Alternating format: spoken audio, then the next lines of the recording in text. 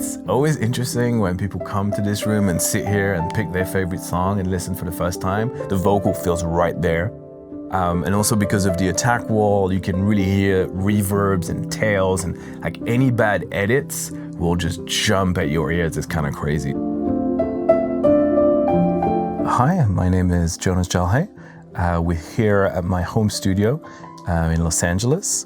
I'm a musical director and a mixer, and yeah, I've been doing this for about 20 years. So some of the artists that I've worked with, there's Labyrinth, 5 Seconds of Summer, Post Malone, Jason Mraz, Megan Trainor, amongst others. I started as a musician. I come from quite a musical family. My dad is a guitar player, mainly in sort of the jazz world. I just wanted to be Kurt Cobain or Jimi Hendrix when I was about 10 or 11. And then I went to music college in the UK, studied there for a year, and then sort of did the session musician thing. I toured for about 10 years. During that time, I started getting interested in engineering when I met a producer called Mark Crew, who's a fantastic producer, worked on the Bastille record, and we shared a studio in London.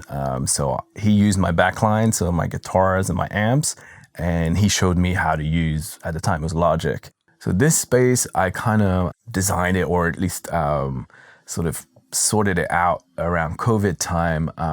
Like many people, suddenly I didn't really have access to the usual rooms that I was working with. At the time, it was Dubway West, which is a studio in downtown LA. So I needed somewhere that I could work. Like a lot of people, I had a little bit of acoustic treatment. I had a few panels here and there, but I already had the 115s, but that was the best part of my setup at the time.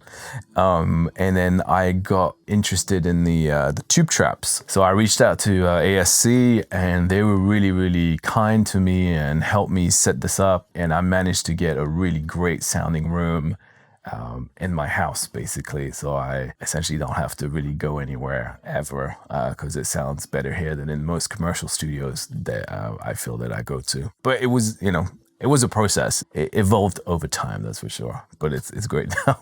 I really enjoy the Amphion because I've been working on them since 2018. I think I got them, or 2017, around that time. Originally, I didn't have the FlexBass 25, which is like the sub extension, and they integrate really well. Now I also have a little mini DSP on the output, which does a little bit of EQ and phase correction.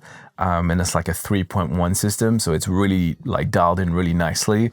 So the FlexBass really just gives you that. It doesn't sound like your typical sub, or what we sometimes think of as a typical sub. It just gives you that extension and that sub octave that often you don't really hear. But in this case, you really feel it, and it feels really nice. For me, the Amphions, especially with the way that this is set up, it's not a very hyped speaker. It's pretty transparent. It's not aggressive, but if something is wrong, you can kind of tell pretty early on. I really like working with them. They translate really well. I don't have to really check low end anymore like I used to, especially with that's the real great thing about adding the FlexBass is obviously you get that extra low end information. It's just so comfortable to work in. To me, it's like a really comfortable pair of headphones, but obviously in speaker form. So yeah, I'm a big fan. It's always interesting when people come to this room and sit here and pick their favorite song and listen for the first time. I think a lot of people think that little speaker is also on because there's such a strong, the Phantom Center is like the vocal feels right there. And also because of the attack wall, you can really hear reverbs and tails, and like any bad edits will just jump at your ears. It's kind of crazy. Labyrinth came to do some mixing for the live show here, and he would sit in this sweet spot, and we have a little couch in the back, so I sit in the back with another little screen, and I make those changes in real time. And he was a big fan. He loved it. He's definitely somebody that I respect his opinion as it is, for sure. So gear-wise, I think the biggest thing that I changed in my workflow, I guess, has been really the acoustic treatment in the last few years. Before, I was so nerdy about plugins and all that kind of stuff, and I feel like I've gone back a little bit the other way, where I'm actually a little less about the gear and more about the ears and what I'm listening to. I think you don't want to get too bogged down with the plugins you don't have or the ones you have. Try to do the best with what you've got available. Having said that, there's definitely a few classics that I love. Some of the UA stuff is really great. The 33609 is personally one of my favorite one. I like Metric Halo stuff. I love the channel strip. It's been in my toolbox forever. And LA2As, that'll be my three things that I would pick. And I feel like I can do pretty much anything. So I guess if I was a young engineer now, I guess you have to kind of make a bunch of mistakes yourself to learn, right, along the way. I have a younger brother who's 19 and he's actually learning some of this as well. So he asks me questions about things. It's quite interesting to see the things he thinks about right now.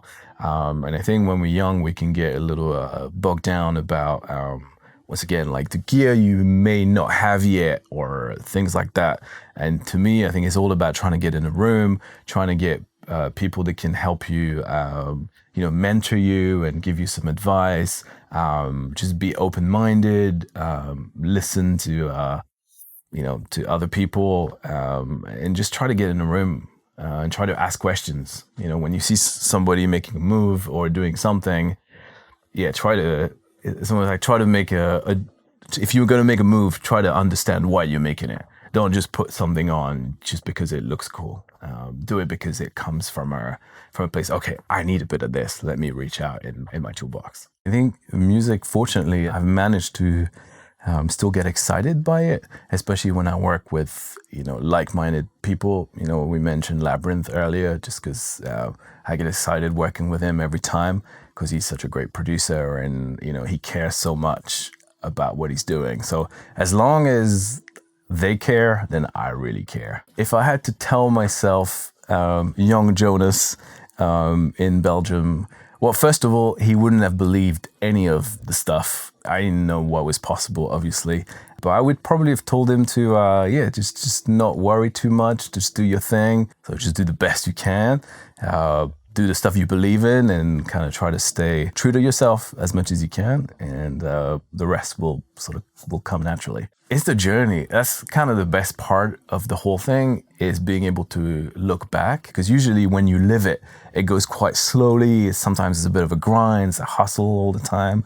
But when you look back on it, you'll be like, oh yeah, this is pretty cool. We've done something good here. Or you listen back to something a few years after and you're like, yeah, that's good.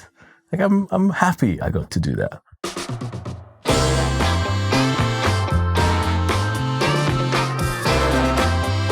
Dogs are a big part of my life. Like a lot of people in LA, we love dogs. My wife, Kate, and I, we work with a rescue called Pups and Pals. And so we foster dogs. Down there, there's a couple more. There's Marcel here and Gizmo and Norton down there. We usually have a fourth dog that comes and stay here for as long as it needs to until it gets adopted.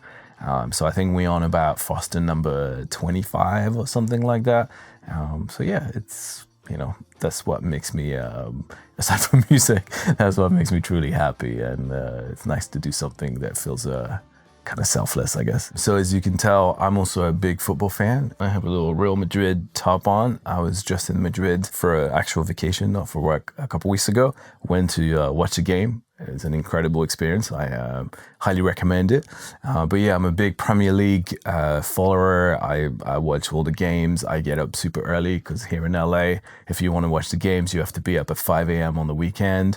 I'm up as early as it can be, and I watch all the games. The dogs hang out, that's another little side thing that I really enjoy. Thanks for having us, and hopefully we do some more of this at some point.